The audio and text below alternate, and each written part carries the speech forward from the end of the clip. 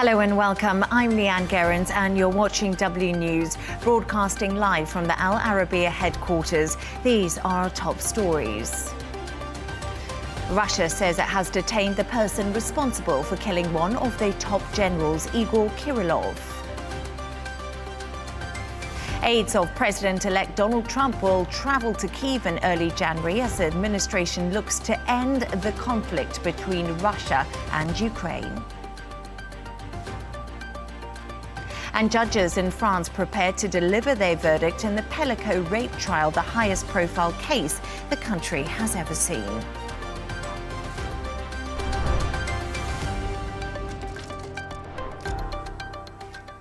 To our top story, and Russia says it has detained a suspect over the murder of one of the country's top generals. Igor Kirillov and his assistant were killed in Moscow yesterday after a bomb planted on a scooter exploded. The suspect, an Uzbekistan citizen, has confessed to planting and detonating the bomb as instructed by Ukraine's security service. Let's go live to Kyiv now to speak to our correspondent, Cadier. Alex, good evening, and thank you so much for joining us. What more do we know about the suspect, and what has he told Russian authorities?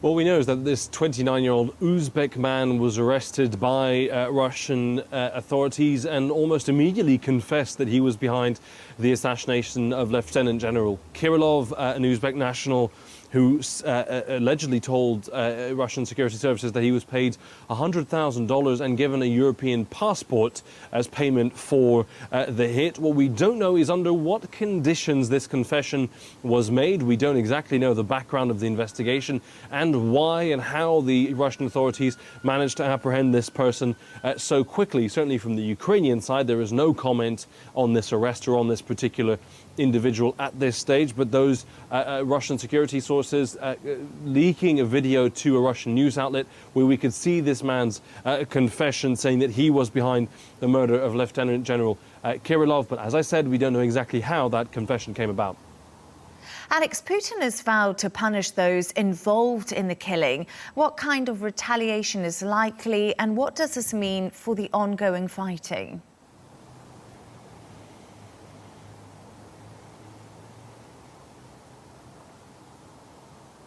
Well, when it comes to the ongoing fighting, it's unclear whether or not these high-profile assassinations from Ukraine have an impact on the battleground in the short term. But what they do have the impact is to make sure that Russian officials are looking over their shoulders. That is the perspective from the Ukrainian side. They want anybody prosecuting Russia's invasion in Ukraine to be worried of retaliation, and retaliation could strike at any moment. That is the feeling they are hoping to have on those top Russian military officials and those involved. It's the third high-profile assassination in the last month, so certainly that is one impact on the battlefield. Less clear what the impact will be. Now, when it comes to that retaliation, we don't know. Security around top Ukrainian officials has been tight since the start of the full-scale invasion. We remember that President Zelensky was the target at the very start of Russia's invasion. Russian forces were here in Kyiv, tasked with killing the president. Obviously, they did not succeed, but certainly that security has been tight. It may be a retribution against top officials, or it might be targeting the country more broadly, hitting energy infrastructure, trying to freeze the Ukrainian population, like we've seen Russia do in the last couple of weeks. Zelensky is in Brussels today. He's attending these high-profile meetings organised by NATO Secretary General Mark Rutte. What is he hoping to achieve?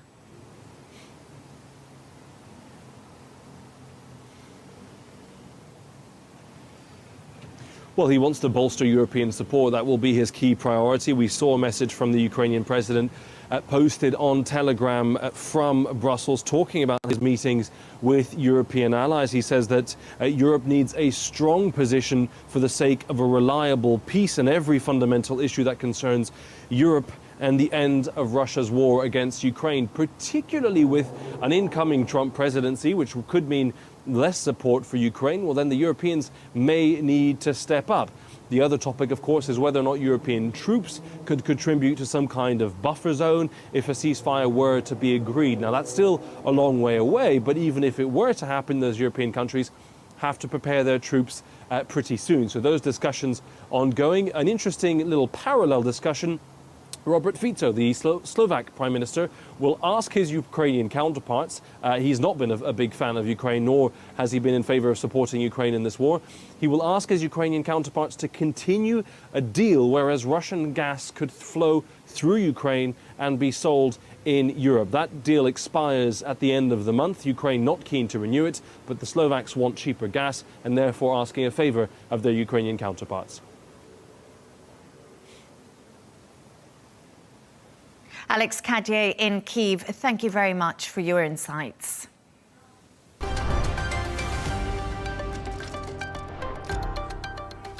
Meanwhile, US President-elect Donald Trump is sending his envoy nominee for Ukraine to the war-torn nation next month as he bids to bring an end to the fighting on day one of his term. Retired Lieutenant General Keith Kellogg will travel to Kyiv and several other European capitals before Trump even takes office. Tracking the story for us is our correspondent, Benji Haya. This is Keith Kellogg, Chief of Staff for the White House National Security Council during former President Trump's first term. And he's the man tasked by the incoming president to resolve the conflict in Ukraine, almost 3 years on from Russia's invasion. Everyone's being killed. It's the worst carnage that this world has seen since World War II.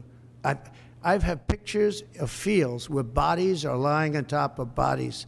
Looks like the old pictures of the Civil War, where just bodies are all over. Just if you saw those pictures, you'd feel more strongly about it. It's got to stop. Donald Trump is vowing to end the war in a single day, though he's not said how. What should Zelensky, if anything, be prepared to give up to end this war? He should be prepared to make a deal.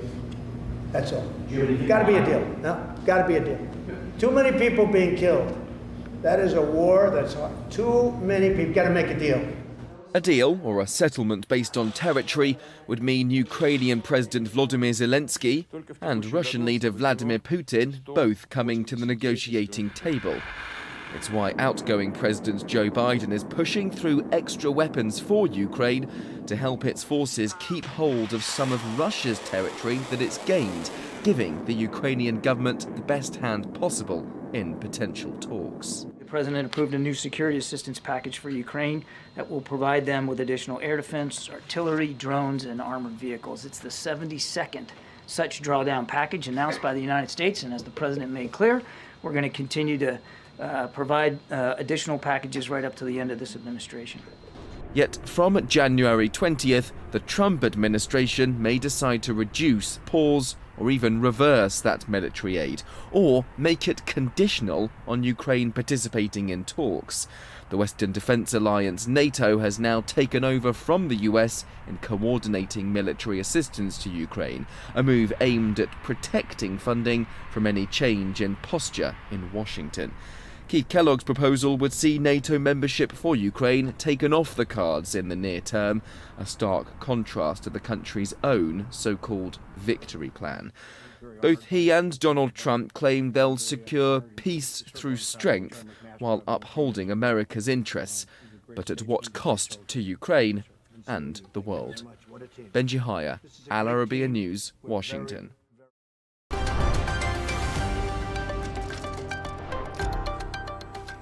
To Paris, and judges in France are expected to deliver their verdict on Thursday in one of the most high-profile trials the country has ever seen. 51 men are accused of raping 72-year-old Gisèle Pelicot dozens of times while she laid unconscious. She was repeatedly drugged at the hands of her now former husband in abuse that lasted for 9 years. Her ex-husband has admitted to recruiting men online and filming the abuse, but many of the defendants deny rape. Prosecutors have demanded a range of sentences, including up to 20 years in jail for Dominique Pelicot. Ross Cullen has this report. This has been a case that has stunned France. The trial of Gisèle Pelicot's ex-husband and 50 other men.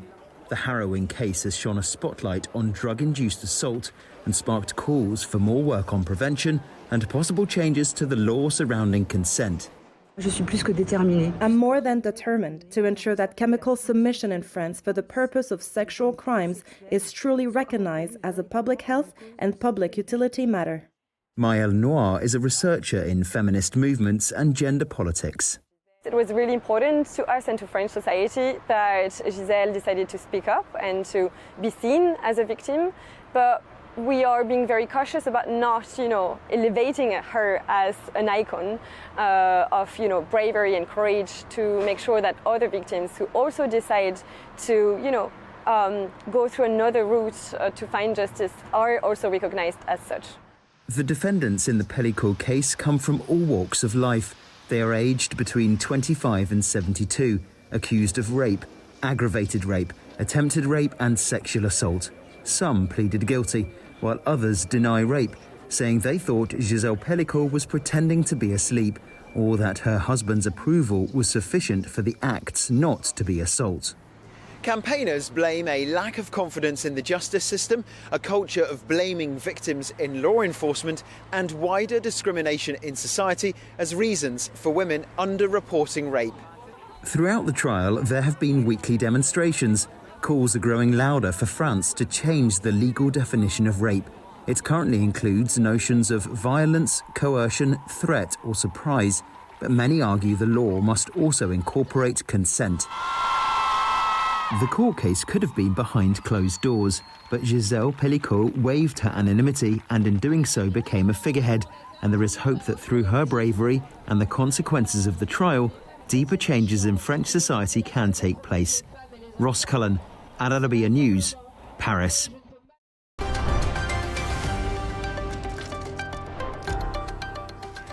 Let's take a look at some of the other stories making headlines today.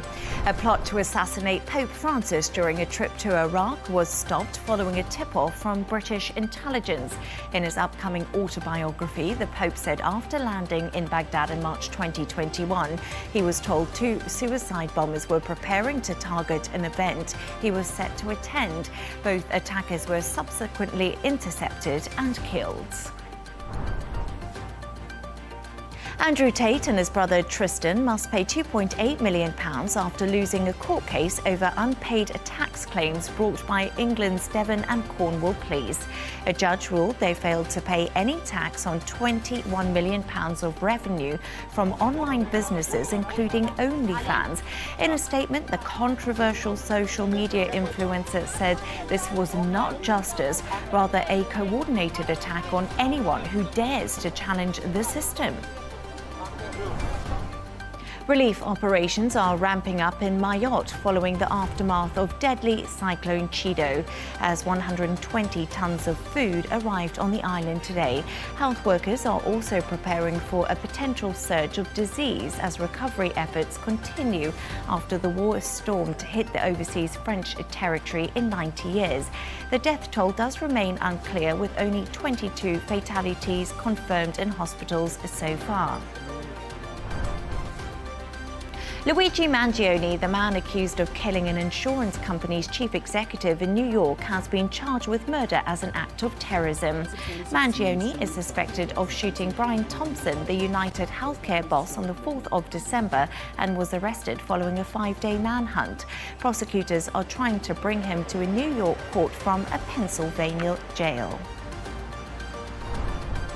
And more than 150 volunteers have rescued an explorer from the same Italian cave for the second time in 17 months. Octavia Pinna was airlifted to hospital after she fell around 6 meters in an underground cave system, sustaining injuries to her vertebrae, ribs, face and also knee. She was taking part in a project to map the uncharted underground tunnels in the Bergamo area of northern Italy.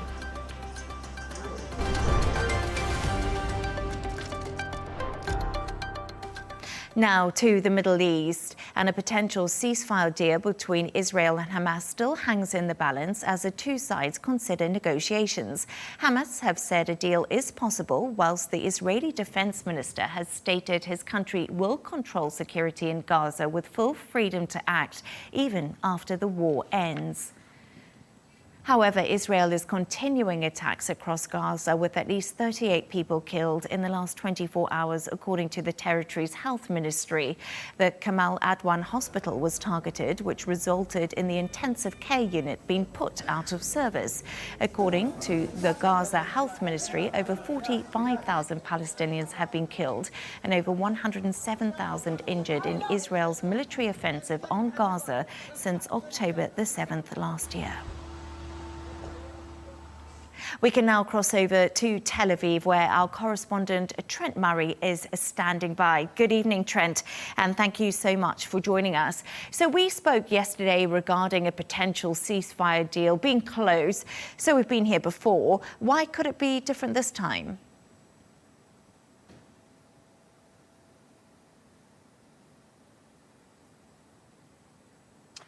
Well, Leigh Ann, we are really tracking two sets of talks which we know are taking place right now. The first is in Cairo, the Egyptian capital, where we understand the Hamas leadership within Gaza itself is involved in some of those discussions. Talks also taking place in Qatar, where the more international leadership of the Hamas group has been based and has held talks in the past. Right now, there feels a degree of cautious optimism, I guess you could say, both here in Israel, within the region, and also within the United States, based on what we are hearing. We know the US has said that they've been told that the two sides are getting closer. An Israeli official speaking to the Times of Israel today has said that from their perspective, Hamas is showing some more flexibility when it comes to trying to iron out those final details. We know Bill Burns as well, who is the director of the US CIA, arrived in Qatar earlier today to join those sets of talks.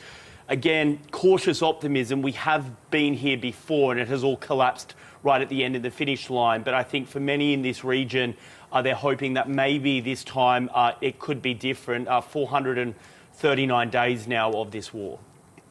Let's just pick up on something you're talking about there. Hamas has said a ceasefire deal is possible if Israel stops setting new conditions. What kind of conditions does Israel want? Are those goalposts changing essentially?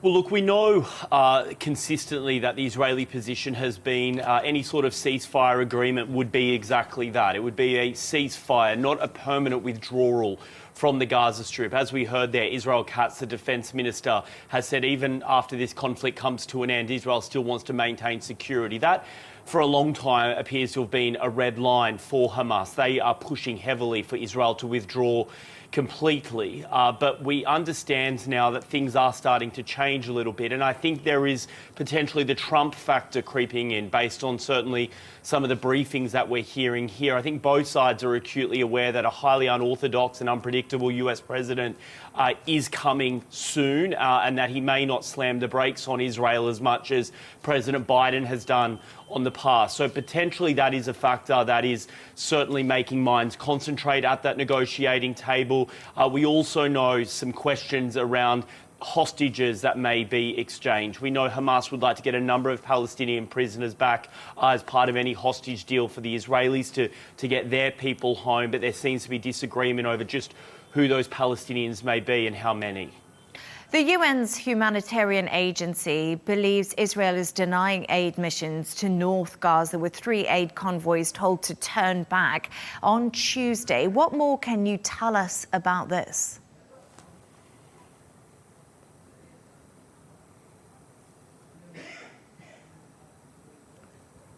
Well, Israeli officials, again speaking here to Israeli media, have actually acknowledged that they have reduced the amount of private aid trucks going in, trucks that are run by businessmen and other groups who have been trying to get food and necessities to Gaza. They say that the reason they are doing that is because those trucks are likely to be looted because they don't have as much security. But of course, what aid groups are saying on the ground is that the situation does just remain desperately bleak. There is not enough food, water, medicine getting in. The WHO has warned that a medical team trying to get to Kamal Adwan Hospital in northern Gaza was denied access by the IDF. So again, while those negotiations are taking place, you know, for the people of Gaza, it is still just an incredibly desperate situation as those aid groups and foreign governments continue to really sound the alarm. I should also just mention, we of course are in the Middle East. Temperatures don't get too low, but the temperature is now dropping here as winter arrives. So one would hope that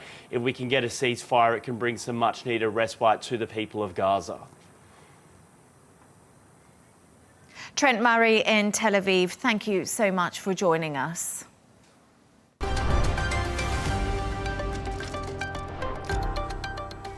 After 2 weeks of relative respite, India's capital New Delhi is breathing toxic smog once again. Air quality levels have dipped to their lowest levels this month, prompting officials to enact strict anti-pollution measures again, which include closing schools and asking employees to work from home. Ishan Garg tells us more from New Delhi. Air that looks opaque and smells like smoke. This toxic air is what 30 million Delhi residents are breathing. Doctors warn prolonged exposure to this level of pollution is dangerous, even for healthy individuals. My eyes burn and I find it difficult to breathe. Most mornings when I cough, it's painful, and often I find black spots in my phlegm. PM 2.5 pollutants are more than 50 times permissible limits. These fine particles, which are invisible to the naked eye, can get lodged in lungs. Experts say this increases the risk of strokes and heart attack. As temperature dips in the winter months, experts say pollutants don't disperse easily, making air pollution a perennial concern. And it's not just New Delhi that is choking. According to a new study published in the medical journal The Lancet, air pollution is causing about 1.5 million deaths across the country every year. Authorities have now banned polluting vehicles in Delhi and in adjoining cities. Schools have been asked to hold classes online for younger students, and several private offices have asked employees to work from home until the situation improves. But many residents are increasingly growing impatient with these short-term solutions. Pollution has become a disease with no medicine, and the problem isn't just limited to one area or a specific time frame. The situation is bad this year, but it was just as bad last year, and it will continue to be bad next year and the year after that. Vehicular emission along with industrial pollution are big contributors to Delhi's toxic air. Crop burning by farmers across North India to clear fields at this time of the year also plays a role. Environmentalists say a year-round program focusing on transitioning to green energy and mobility and stemming industrial emission is urgently needed. Without it, Delhi's future could be just as bleak as its skies. Ishan Garg, Al Arabiya News, New Delhi.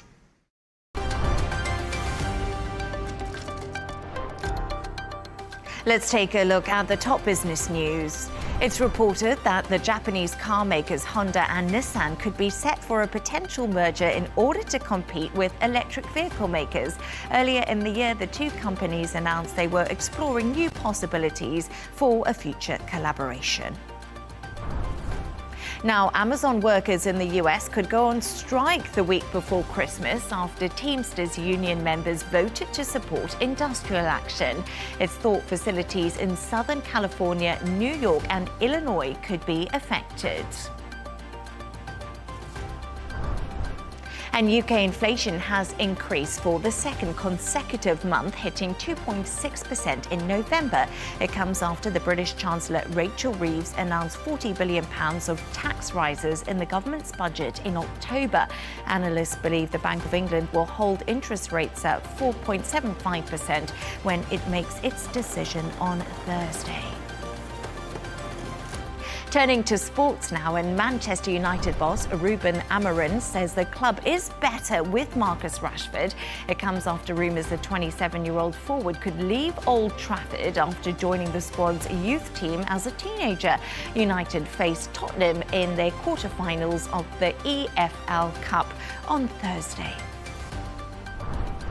And legendary Indian spinner Ravichandran Ashwin has announced he's retiring from international cricket at the age of 38. Ashwin is the seventh highest wicket taker in Test history. He told a news conference in Brisbane he would like to concentrate on club-level cricket for the remainder of his career.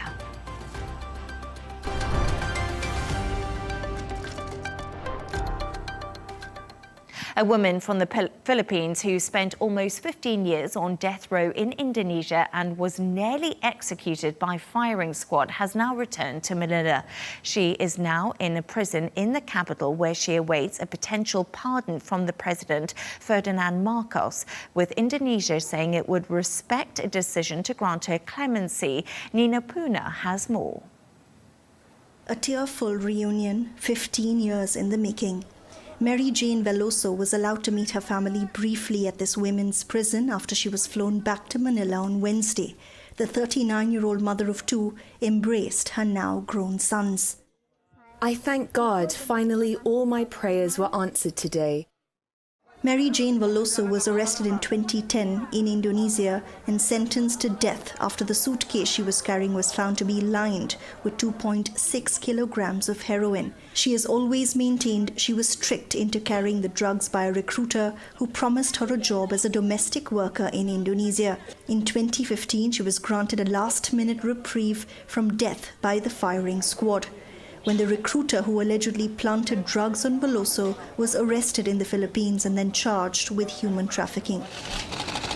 Earlier this month, Indonesia and the Philippines formally signed a deal to repatriate Veloso. Manila has long said that Veloso was a poor mother who made one desperate choice. This shows a deep, strong and long-lasting relationship between the Philippines and Indonesia. She will be treated like an ordinary person, deprived of liberty in the Philippines in accordance with our laws. For years, Veloso's case has also caused a huge outcry in the Philippines, with many saying that they saw themselves in her, a domestic worker forced to go abroad to escape crushing poverty at home. Veloso says she hopes freedom is not too far for her. I have to go home. My kids are waiting for me, and I will celebrate Christmas with my family there. Veloso is technically still serving out a life sentence in Manila, but Philippine President Ferdinand Marcos is expected to grant her clemency soon. Neha Punia, Al Arabiya News.